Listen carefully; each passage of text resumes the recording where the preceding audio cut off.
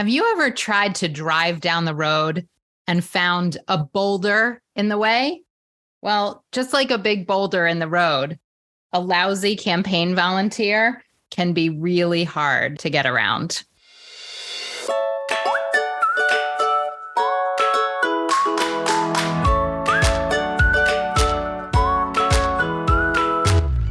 Welcome to All About Capital Campaigns, a podcast that provides fuel for your nonprofit's growth. Each week, Andrea Kilstead and Amy Eisenstein, co-founders of the Capital Campaign Toolkit, provide practical tips about raising more money for your nonprofit organization. Here are your hosts, Amy and Andrea.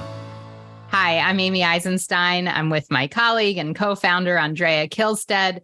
And today we are going to talk about lousy campaign volunteers and what to do if you have them. Andrea, what makes a lousy campaign volunteer? Although I'm sure our listeners could describe a few things, but why don't you get us started? So, Amy, the first thing that comes to my mind is someone who says they're going to do things and doesn't, and says, everybody's waiting for them to do it at a meeting. They say they're going to do stuff, and then they simply don't function. And when it's a volunteer, it's very challenging. That creates a pall for the whole rest of the committee. Yeah. And it's very hard to deal with it. You can't fire people. You can't say, all right, if you don't get this done in the next 3 days, you're fired, right? You can't do that. So, and it's so disheartening. Then as a staff member, your attention is all on how to go about getting that person to function, not about lining up the next piece of the work, right? So it's bad on every count. Yeah, it really is so frustrating, both for the staff and other volunteers, when you have certain volunteers who are not following through, not doing what they say they'll do. It really gums up the works of your campaign in ways that you can't imagine. But I think in addition to your frustration, other volunteers are feeling frustrated too, and it doesn't make for a conducive or exciting volunteer opportunity or work environment. It's really problematic when you have lousy campaign volunteers. It's particularly difficult if you have a volunteer who's in a leadership position and they don't get the work done. They don't follow up on who they're supposed to follow up on. They don't respond promptly to emails. Boy, there's nothing like that. Just drains the energy out of everyone else because people can't function better than the leaders of the committee can function. So it's so incredibly important that you don't saddle yourself with people who are simply non-functional. Yeah, I think that's a good point because there is a difference between a regular committee member and a campaign leader, the chair of the committee of one committee or another, in how you respond and how you react. So, all right. So we've got a few suggestions for listeners. Number one is not to recruit these non-functional, lousy people in the first place. So we're being a little facetious there, but let's say more about that. How should you think about screening people in advance so that you don't end up with lousy campaign volunteers or leaders? Right. I mean, we're not really being facetious at all. It may sound a little funny, but in fact, it's not. If you are going to be recruiting someone to serve in a particular role, a volunteer to serve in a role in your campaign, you need to do a whole bunch of due diligence to make sure that they're the kind of people you want. And there are several ways to do that. First, you can check with other organizations where they have been a volunteer and find out quietly how they functioned, right? If they didn't function well for another organization, guess what? You don't want them. Don't assume they're going to function any differently for you. So that's point number one. Point number two is ask them to do something. Ask them to do something little for you. Ask them if they'd make a call for you and then watch and see how they do it, even in that little way. See if they respond promptly to your email. Just see how they function. See if they do the task, if they get back to you, if they've done the task well. If they don't, you don't want them.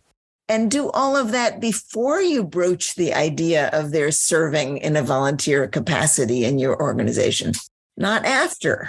Yeah. Now, ideally, you are recruiting people that have already volunteered for your organization and that you know fairly well. But as to your example, oftentimes you're not. You are recruiting new people who would bring real status and prestige and financing to your campaign. And so you're looking a little farther afield from the volunteers that normally serve on your committees and on your board. And so you may not know them as well. And then you need to do a lot more due diligence. Amy, when we really run into trouble is when we have somebody who has a lot of status and prestige and money, who's non-functional. That raises a bunch of problems, because we think that we want to get them involved in our campaigns and we're willing to overlook a bunch because of what they bring to the table. But believe me, if those people don't function, the consequences are even worse.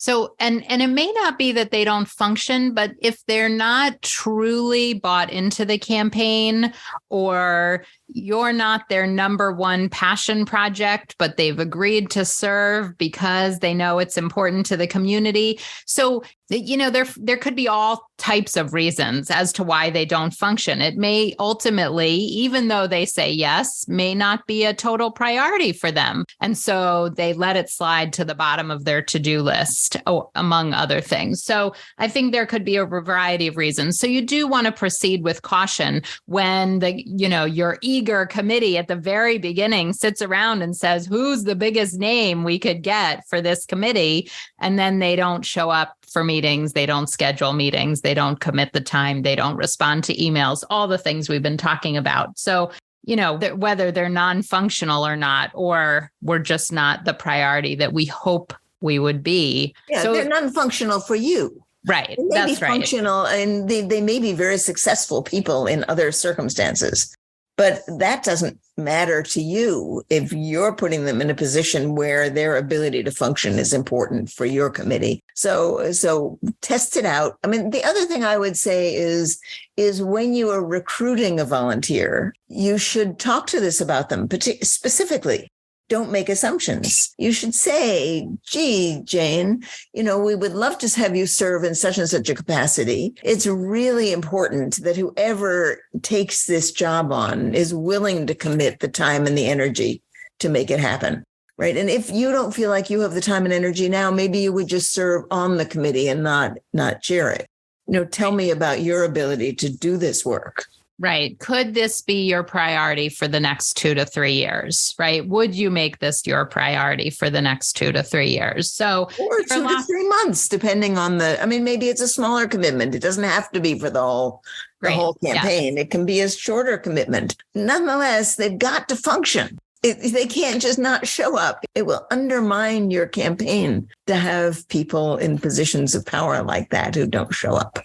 All right, we've rambled on long enough about proper recruitment. Now let's talk about what do organizations do that already have lousy campaign volunteers in positions of leadership or on committees. So you've got this boulder in the road. You can't get around them. They're there. Somebody else recruited them. We're not going to point fingers at you. What do you do? You sigh, you have a stiff drink. So frustrating, right?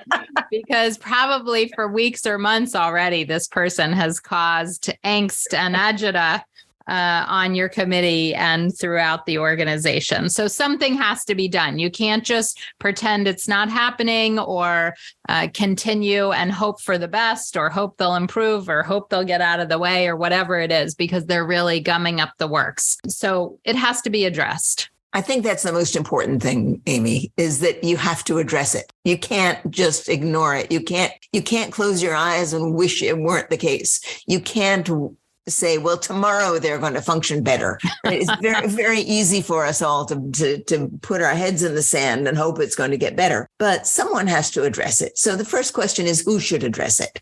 And typically it should be a peer to address it, or someone in a position of a greater authority who should be able to have a frank conversation with the volunteer and say, I've noticed that you're not able to get to this work in a timely way, right? Would you like to step off the committee, or would you like help in getting this work done? Is there a way we can support you so that we can make forward progress in doing that? Somebody has to have that conversation. So perhaps it's your campaign chair, perhaps it's your board chair, maybe it's your executive director, maybe it's you. But don't assume it's you that has to do this. So think first about, all right, who could have this conversation? Talk to that person about having the conversation and what the various options would be for this volunteer who's not functioning. They can address them very gently. I see that you're not able to do this. There may be other things in your life that are getting in the way. How can we help you? Let them come up with some solutions. Maybe they'll say, you're right, I can't do this at this time.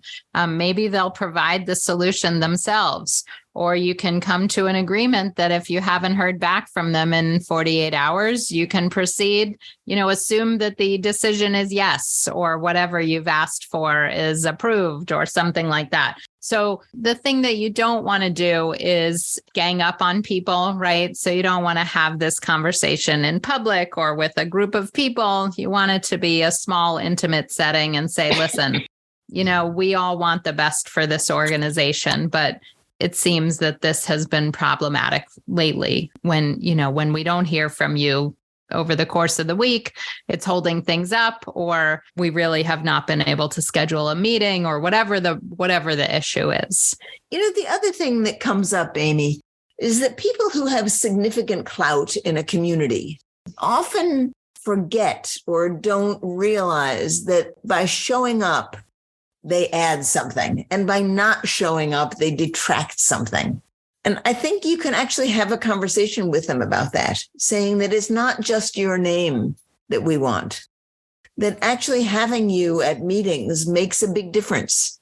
Your level of commitment, that you are willing to actually show up, matters to everybody. And because of who you are, people notice. So we hope you'll really do your very best to show up. It matters probably more than you think. That might be helpful. I think that's great. You can also ask them, have the meetings felt productive or unproductive? What is keeping you away? What could we do to encourage you to attend? What would feel good about attending? Maybe we've been scheduling them at night, but breakfast really would be better for your schedule at this time. And maybe the other committee members are flexible. So brainstorming solutions might actually get you somewhere. Would it be helpful if we emailed you at night, or your other email address, or not at work, or whatever, could we have 20 minutes on a Saturday morning, whatever it is, to help everything move a little bit more smoothly? Amy, the topic of this particular podcast is lousy volunteers, but I can't let it go by. We can't let it go by without saying that sometimes volunteers don't show up because the meetings are boring. Yes. Well, I was alluding to that a little bit. Yes, which is what raised it for me. You were alluding to it. And I think that it's worth considering that if you have a bunch of people who aren't showing up, maybe it's not that they're all lousy volunteers, but maybe it's that the meetings aren't interesting, aren't run in a timely fashion, don't start and stop on time, aren't organized in a way that get people to participate. So at some point, we'll do a podcast about how to make your meetings work. But if you see it as a pattern where it's not just one bad egg volunteer, then you might want to question your other practices. And of course, those are things you can learn and you can get better at. It's not, those are things that have fixes. Yeah. One more very important thing that we haven't raised yet, and that is giving praise and validation for the things that they are doing well, and that the things that you appreciate, so that they do more of those. So, if you can find one thing that your lousy volunteer does well and point it out and say, how can we encourage you to do more of that? That is very motivational. And I think that's, something we've been talking about recently with our staff and clients. When we have campaign clients and every week after week, we're saying, you need to do this, you need to do that, you need to do more of that. It's draining. But if we can weave in, this is what you did amazingly well, and great job on that, do more of that. Well, that's motivating. That's validating. So let's try and weave in some of that, find one small nugget of something that they've done really well that you can heap praise on them or something. Yeah. And, praising people is actually it's not time consuming, but it takes attention. You have to be looking for what people are doing well.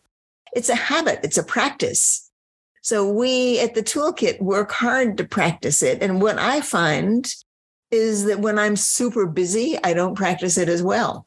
I just get waylaid in other things that need to happen. So you can improve your own volunteer management skills by developing a practice of looking to see what they do well and calling them out for it, both privately and in public. And that will make them function better. They will function better if you call them out for what they do well. Such a wonderful thing to remember. All right. So I want to remind listeners that if you want help setting up your campaign well from the start to prevent you from recruiting lousy campaign volunteers and to encourage them by pointing out things that they're doing well, this is something that our advisors do extremely well with clients, helping to remind them how to work with volunteers, what to do when a volunteer isn't working or functioning well. And we would love to talk to you about how our team can support you and your team through a campaign. So please visit capitalcampaigntoolkit.com and reach out and talk to us so that we can talk to you about how we might support you through a campaign. All right, good. We've talked in depth about getting those boulders out of the road and getting around lousy campaign volunteers. I think it was a great conversation, and we'll see you next time.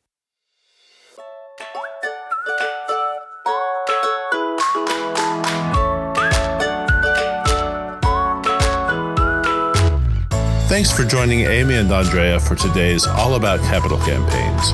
To learn more about them and their work together, go to capitalcampaigntoolkit.com. You can hear more from Amy and Andrea on a live webinar they host every Monday at 2 p.m. Eastern Time. You can join the live sessions and get your questions answered by signing up today at toolkittalks.com. And please like, rate, and review us on your favorite podcasting platform. Thank you.